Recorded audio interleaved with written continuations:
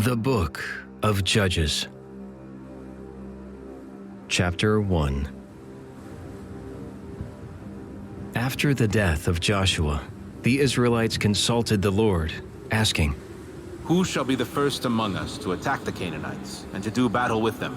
The Lord answered, Judah shall attack. I have delivered the land into his power. Judah then said to his brother Simeon, Come up with me into the territory allotted to me, and let us do battle with the Canaanites. I will likewise go with you into the territory allotted to you. So Simeon went with him. When Judah attacked, the Lord delivered the Canaanites and Perizzites into their power, and they struck down 10,000 of them in Bezek. They came upon Adoni-Bezek in Bezek and fought against him. When they struck down the Canaanites and Perizzites, Adoni-Bezek fled. They pursued him, and when they caught him, they cut off his thumbs and big toes. 70 kings, said Adoni-Bezek, used to pick up scraps under my table with their thumbs and big toes cut off. As I have done, so has God repaid me. He was brought to Jerusalem, and he died there. The Judahites fought against Jerusalem, captured it, and put it to the sword, setting the city itself on fire. Afterward, the Judahites went down to fight against the Canaanites who lived in the mountain region, in the Negeb, and in the foothills. Judah also marched against the Canaanites who lived in Hebron, which was formerly called Kiriath Arba, and defeated Sheshai, Ahiman, and Talmai. They marched from there against the inhabitants of Debir, which was formerly called Kiriath Sepher. Caleb said, To the man who attacks Kiriath Sepher and captures it, I will give my daughter Achsah in marriage. Othniel captured it, the son of Caleb's younger brother Kenaz. So Caleb gave him his daughter Achsah in marriage. When she came to him, she induced him to ask her father for some land. Then, as she alighted from the donkey, Caleb asked her, What do you want? She answered, Give me a present.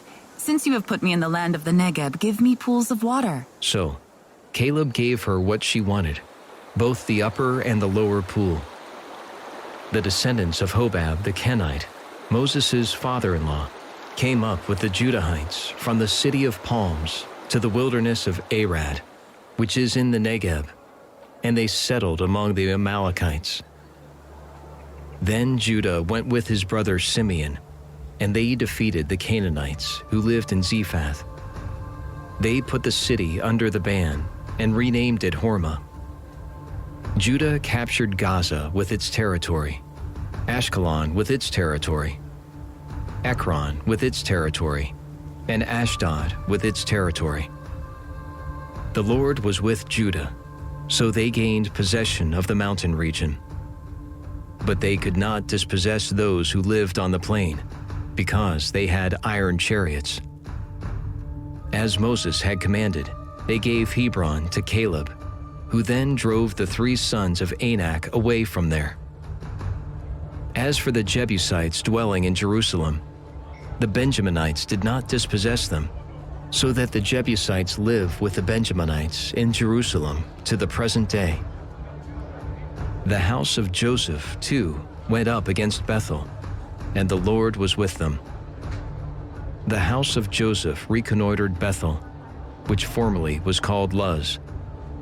The scouts saw a man coming out of the city and said to him, Tell us the way into the city, and we will show you mercy. He showed them the way into the city, and they put the city to the sword. But they let the man and his whole clan go free. The man then went to the land of the Hittites, where he built a city and called it Luz, which is its name to this day. Manasseh did not take possession of Beth Shean with its towns, or of Taanach with its towns, nor did they dispossess the inhabitants of Dor and its towns. those of Ibleam and its towns, or those of Megiddo and its towns. The Canaanites continued to live in this district. When Israel grew stronger, they conscripted the Canaanites as laborers, but did not actually drive them out. Ephraim did not drive out the Canaanites living in Gezer, and so the Canaanites lived among them in Gezer. Nor did Zebulun dispossess the inhabitants of Kitron or those of Nahalal. The Canaanites lived among them and became forced laborers. Nor did Asher dispossess the inhabitants of Akko or those of Sidon, or take possession of Mahaleb, Aksib, Helba, Aphik, or Rehob. So the Asherites settled among the Canaanite inhabitants of the land, for they had not dispossessed them. Nor did Naphtali drive out the inhabitants of Beth Shemesh or those of Beth Anath. They settled among the Canaanite inhabitants of the land, and the inhabitants of Beth Shemesh and Beth Anath became forced laborers for them. The Amorites hemmed in the Danites in the mountain region, not permitting them to come down onto the plain. So the Amorites continued to live in Har-Heres, Ajalon, and Shaalbim. But as the power of the house of Joseph grew, they were conscripted as laborers. The territory of the Amorites extended from the Akrabim Pass, from Selah and upward.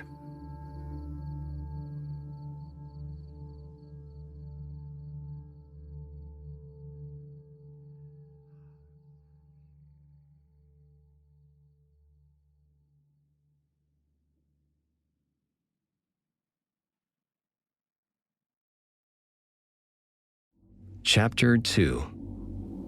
A messenger of the Lord went up from Gilgal to Bochim and said, I brought you up from Egypt and led you into the land which I promised on oath to your ancestors. I said, I will never break my covenant with you, but you must not make a covenant with the inhabitants of this land. You must pull down their altars. But you did not listen to me. Look what you have done. For I also said, I will not clear them out of your way. They will become traps for you, and their gods a snare for you. When the messenger of the Lord had spoken these things to all the Israelites, the people wept aloud. They named that place Bochim, and they offered sacrifice there to the Lord. Then Joshua dismissed the people, and the Israelites went, each to their own heritage, to take possession of the land. The people served the Lord during the entire lifetime of Joshua, and of those elders who outlived Joshua, and who had seen all the great work the Lord had done for Israel. Joshua, son of Nun, the servant of the Lord, died at the age of 110, and they buried him within the borders of his heritage at Timnath-Heres, in the mountain region of Ephraim, north of Mount Gaash. When the rest of that generation were also gathered to their ancestors, and a later generation arose that did not know the Lord, or the work he had done for Israel, the Israelites did what was evil in the sight of the Lord.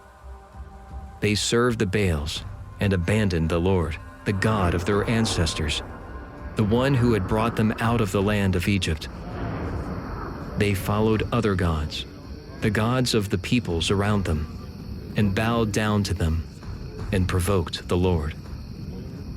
Because they had abandoned the Lord and served Baal and the Astartes, the anger of the Lord flared up against Israel, and he delivered them into the power of plunderers who despoiled them. He sold them into the power of the enemies around them, and they were no longer able to withstand their enemies. Whenever they marched out, the hand of the Lord turned against them, as the Lord had said, and as the Lord had sworn to them, and they were in great distress. But the Lord raised up judges to save them from the power of their plunderers.